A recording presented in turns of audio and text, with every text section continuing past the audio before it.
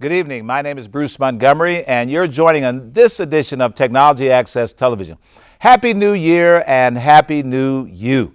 Yes, we've been doing this show, Technology Access Television, for over 15 years, and I'm delighted to be around for this new year, 2014, talking about science, talking about innovation, talking about entrepreneurship in ways that I hope is making it practical for you to derive some benefit out of our conversations. I try to bring you people that are doing things, not what they've already done, but what they're still doing and going to do, so that you can connect and engage and get something that would be practical and useful in your daily life, in your family, in your community.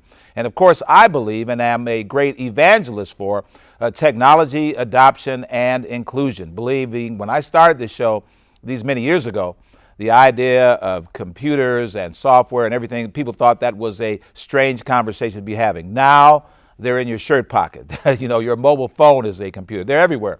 And yet, the doors of opportunity have yet to fully open for everyone to get involved in this area as it relates to economic opportunity, job opportunity, academic opportunity. And so I like to always talk about how to get involved and get on the train that is yet to leave the station, so that we may prosper and we may engage with these opportunities in ways that we can get our hands around and do ourselves and our community, our children, the people we care about, some good. And to that end, it's always somewhere along the line you've got to talk about education. Nothing is available to you in this life if you don't open your mind to a new idea, if you don't open your mind to receiving new ideas and being exposed. You know, I had a great experience many years ago of meeting someone from MIT.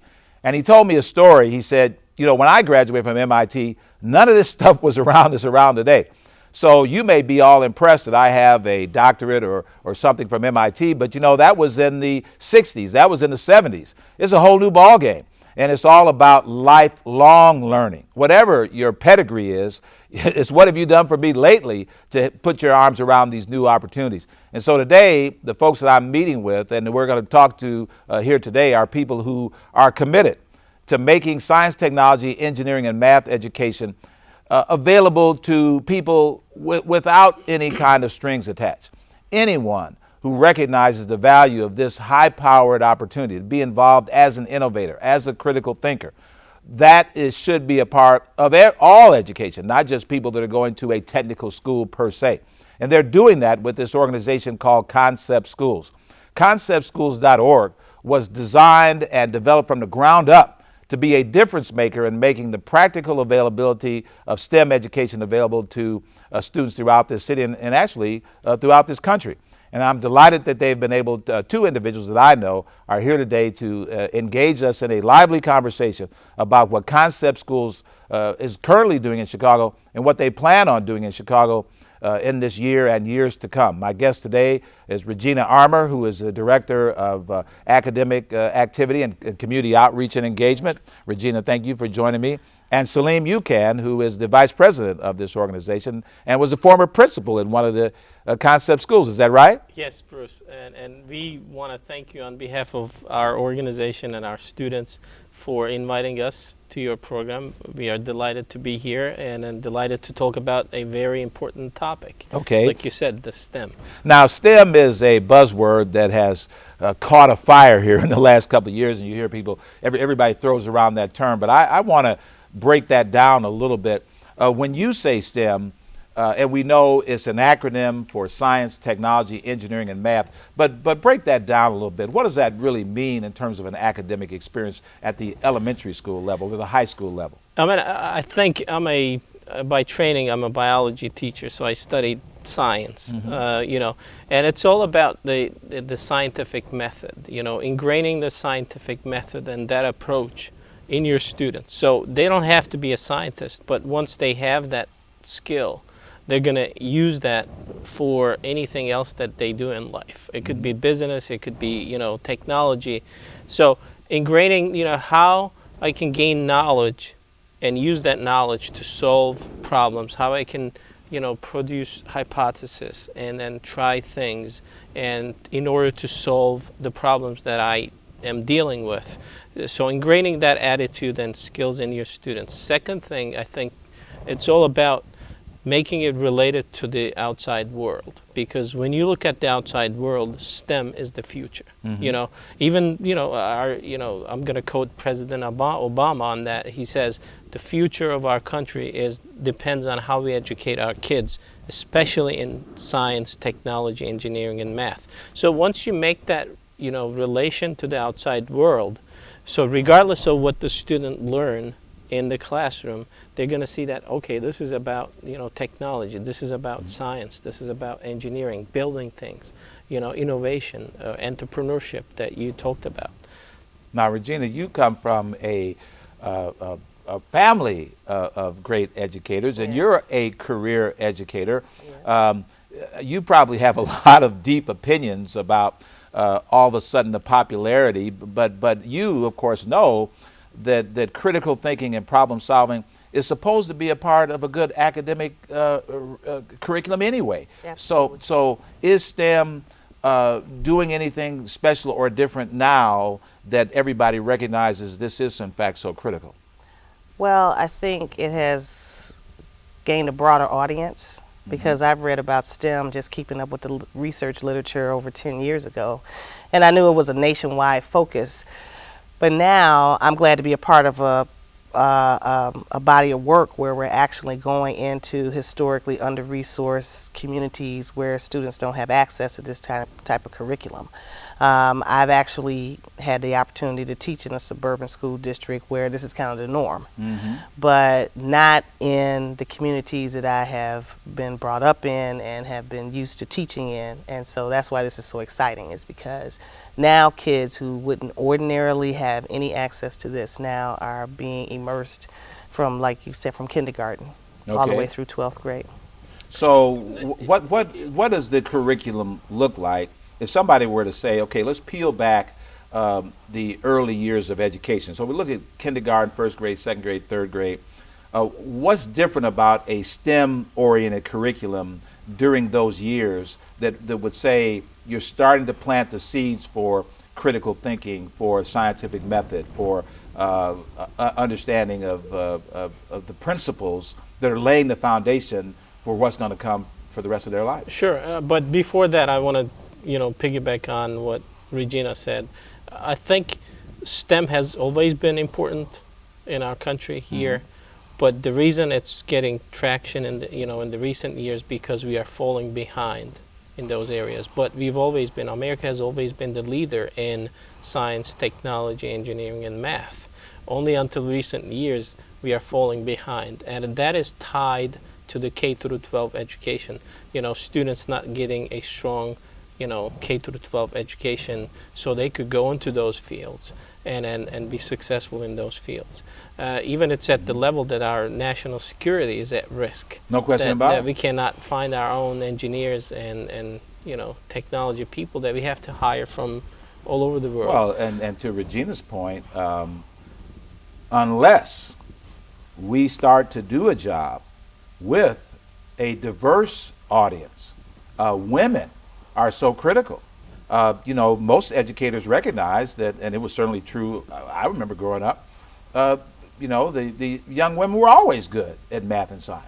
Yeah. And most of us were trying to cheat off the girls. Like, what do you got over there?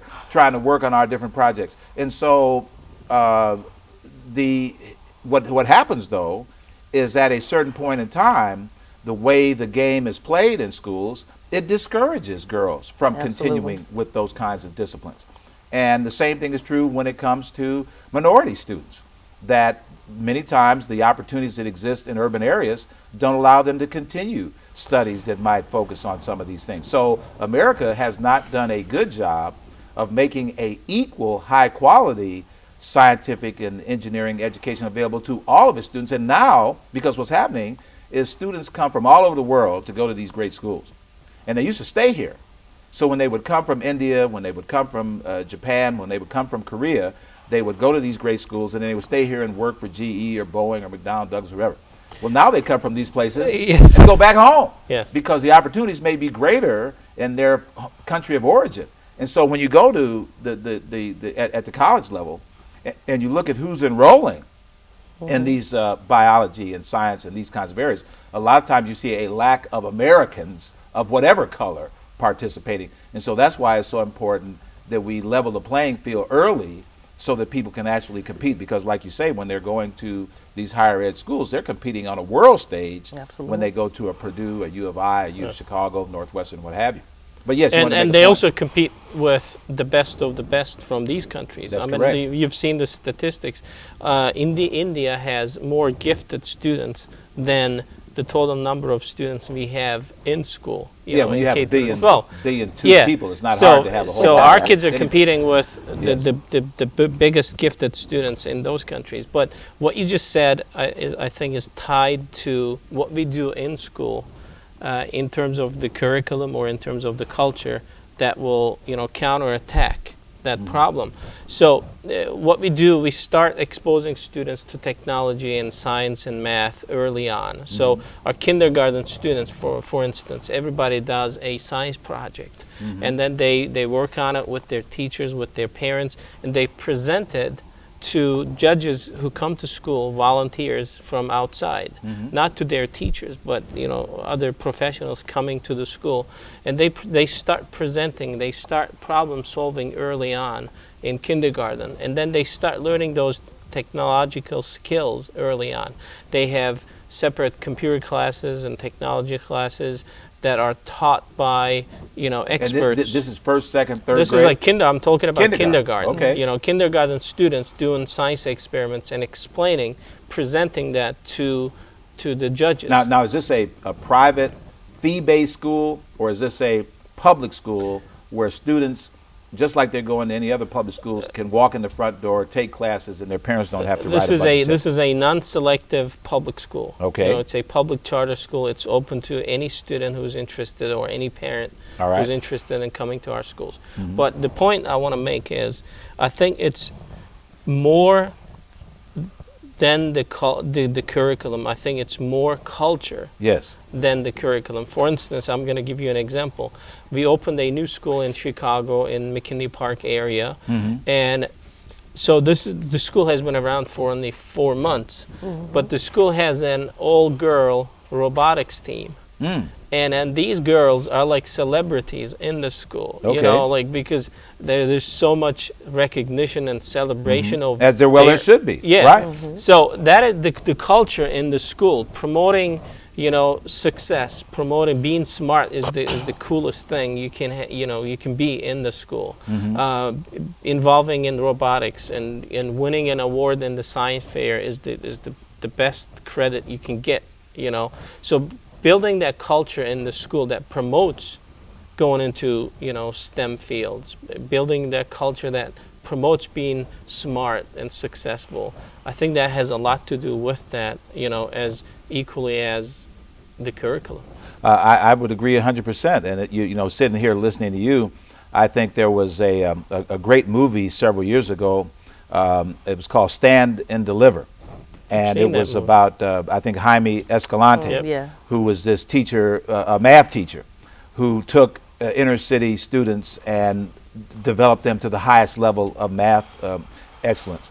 And I think those are the things that what we need are communities that rally behind those types of stories, that prove that with the right coaching and curriculum and curricular and extracurricular activities, students from all walks of life can compete at the highest levels, no matter who they're put up against. And I've got friends from China and Korea and Japan and India, and many of them tell me that no matter how much we are impressed and intimidated by kids that come and get perfect SAT scores and perfect ACT scores and all like that, there still is a way of thinking that they don't have. Right. In terms of creativity, in terms of different approaches, how they go about problem solving. It's one thing to have gone to school 12 hours a day Yeah. for all of your life, and still be focused on a certain strategy of how you approach problems.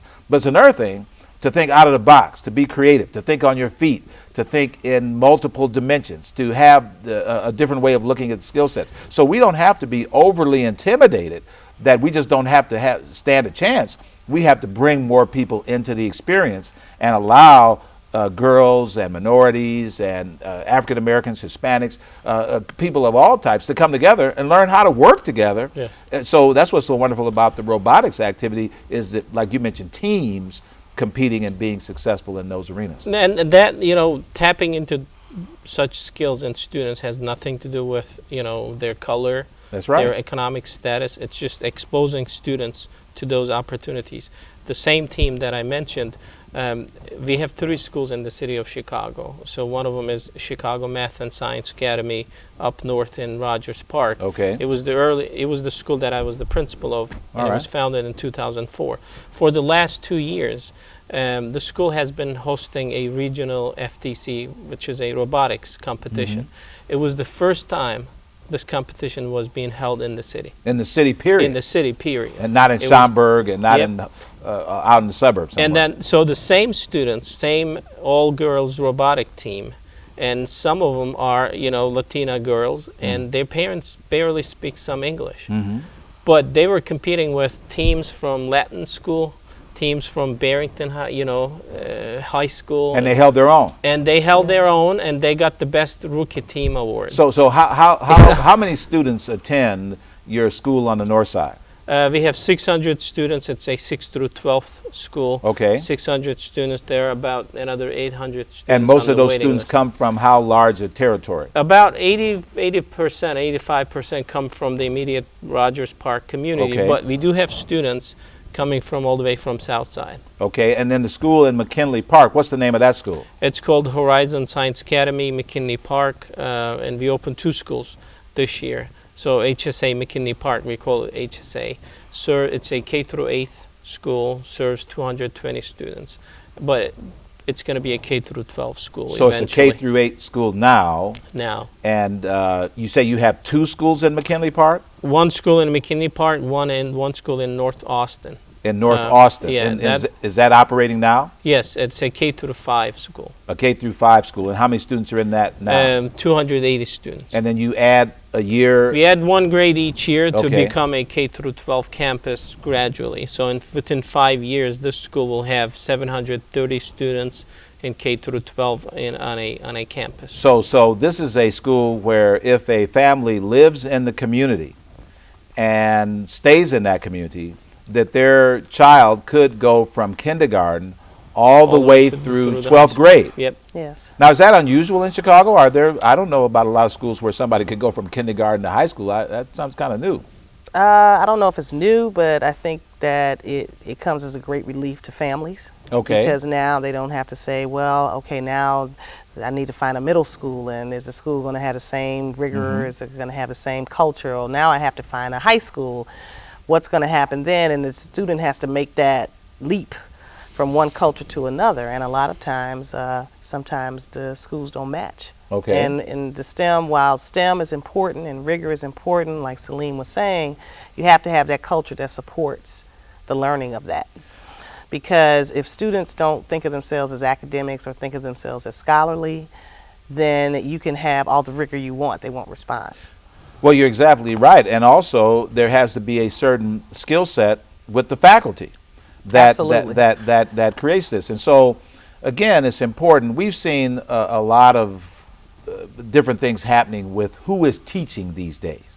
We have a lot of, now you have a strong academic background, classroom background. You come up in an education family, but you have a lot of people in classrooms today that weren't planning on being in classrooms. True.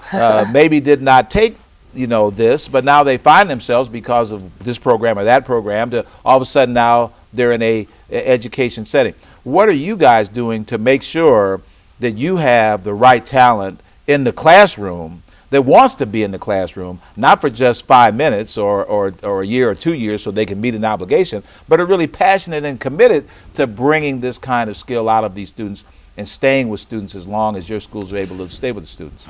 Yeah, I mean, Well, first it starts with that whatever it takes attitude. Mm-hmm. That's like primary number one. We do have a very like technical process, and I think Celine can speak to that. yeah, I mean, just a couple of things. One of them is the content knowledge is, of course, very important. And unfortunately, um, there are a lot of teachers come through, our door that applying to teach in our schools do not have that content knowledge. I'll give you an example. One of our principals from Michigan, he shared this experience with me. He said he interviewed about 10 math teachers, Mm-hmm. and he asked them a couple of eighth grade math questions. And he said 7 or 8 of them could not even solve an eighth grade math question, which was taken from the state test. Mhm. It was on the state test of the 8th grade students. So we pay close attention to the content knowledge, especially in math, science, and technology. You have to have those skills. Do you If have you something, have- but not to cut you off, but do you have something that correlates to continuing academic development? So that, okay, you may bring somebody in that meets your basic levels of competency and you believe, okay, he can do the 8th grade math test and all like that. But are you, over the next 1 to 2 to 3 to 4 years, supporting that teacher, getting additional exposure to, because again, as fast as things are moving, a person may come in the door in 2014 with a certain skill set, Yeah. but by 2018, 2016, they need to know some new stuff along with that. Are you engaged in ways There- to allow your teachers to get that ongoing academic refinement? We are. We have a pretty comprehensive professional development plan, and which is usually need basis. And then when you say need basis, the needs may change from year to year. Like for instance, we may focus on a particular skill this year, but next year we may focus on a new skill that may be related to technology. But through the system that we have, we make sure that technology in our schools are a couple folds. One of them is the equipment. We make sure we have the right equipment in the classroom. Second, we make sure that teachers use them. So if teachers need training, to use the technology equipment that we have in the schools, they're provided such trainings. We even have, we've embedded this in our organizational structure that we have a full-time technology coach in the schools who does nothing but providing technology support to the teachers. So not just keeping boxes and servers and networks operational, but sitting down with individual teachers and helping them incorporate the technology into their lesson plans and into their engagement activities. Yeah, helping them integrate technology in the classrooms and also monitor the integration of technology in the classroom. So this person just goes, visits classrooms, and if he sees that one teacher is not implementing technology, he takes the approach of, do you need help? Do you need any training? Can I provide that to you? If not, why are you not integrating technology as much as you should? So there's a monitoring and a support system available to the teachers. Let me turn in another direction, because in Chicago, like you mentioned, parents may not be all that aware themselves of the importance of STEM education. Maybe they don't have a background in this area. How can parents make good choices and have the information on which to make a good choice about taking advantage of a school like a concept school? What should they be looking for to say, if I'm thinking about sending my child here or here, why, other than the buzzword of STEM, what are some of the things I could look at in terms of results or track record or something that will say, I can put 2 and 2 together and this looks like it's a good option? Are there some guideposts you could give parents who are looking at these different options, some things to look for that are comparables, or things that they could say, why would I select this type of school to handle my child's future and destiny? Well, I think, first of all, STEM, like Salim has said, is the future. So if you are, as a parent, if I were, my kids are grown, but if I were looking for a school, I would be looking for a STEM-focused school. That's one. But also a school that the doors are open, School is welcoming. School is has community outreach activities. They have invitations to come into the school, to meet the teachers, to take tours. Some of the practices that we employ, so that parents really understand what they're getting into. And should there be the expectation? Right. And should there be a report card? Should you want to look at And we have that data. a couple of years of test scores Oh, and see absolutely. how the school is tracking against state standards, against national standards, against how many people enroll in the school Against global ultimately standards, graduate? right. Because a lot of Absolutely. these schools are cream skimming. You know, if they think a student's not going to make it, they get rid of them before it's time to account for that person on the books. So it looks like they have a higher than usual success rate because they're not helping the students that have challenges. They're saying, hey, the ones that cut it we'll keep, the ones that don't make it we'll boot. So we'll look like everybody's 80%, 90% success rate, but that's not really the case. So I'm just trying to find out, are there some things we could share with both students and parents, some of the telltale signs that they should look for to determine, is this a good academic investment? In terms of data that's out there, I think our state does a great job, and Chicago Public Schools does a great job in terms of providing access to the data for Okay. comparison reasons. For instance, if you go to CPS's website, you can compare schools and you can look at their data in terms of ACT average, in terms of Prairie State test results. So really ISAT, the and all onus that. is on the parent to really dig into some of this data and do their homework. So again, that calls for a level of sophistication that they could go online and do this and compare some of those things.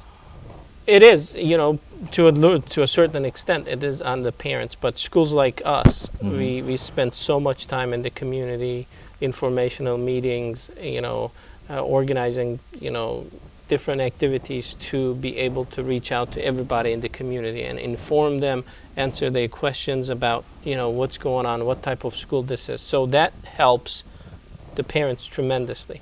But the point that I wanted to make is, because unfortunately, anything related to the success of the school is only test scores. And that's the only data out there, like the graduation rate.